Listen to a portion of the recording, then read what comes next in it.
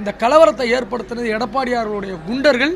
இங்கே தாக்குதல் நடத்த உடனே ஐயாவுடைய ஆதரவாளர்கள் எதிர்த்து தாக்குதல் நடத்த சூழ்நிலை வந்துருச்சு.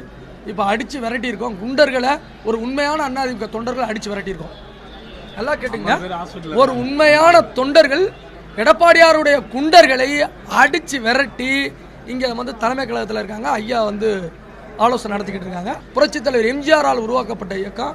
புரட்சித் தலைவி அம்மா அவர்கள் அமைதி, வளம், வளர்ச்சி இந்த பாதையில தான் எங்களை மாதிரி இளைஞர்களை கொண்டு சென்றிருக்காங்க.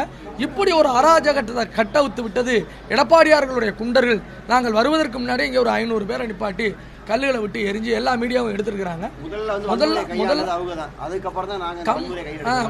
கம்பு கத்தி கரெக்டெல்லாம் போட்டு பண்றது அது நல்லதா தெரியல. நாங்கள் பார்த்துக்கிட்டு எங்களுடைய ஆதரவாளர்கள் தாக்கப்பட்டவனா நாங்கள் பார்த்துக்கிட்டு வேடிக்கை பார்க்க முடியாது. நாங்கள் என்னன்னா அவங்க எடுத்த கல்லை அவங்கள்டே பறித்து துப்பாக்கியிலிருந்து குண்டு வெளியில் வர்றதை கேட்ச் பிடிச்சி திருப்பி அடித்தான். அடித்ததில் எடப்பாடியார்களுடைய குண்டர்கள் அதை தாக்கு பிடிக்க முடியாமல் ஓடிட்டாங்க. இதுதான் நடப்பு.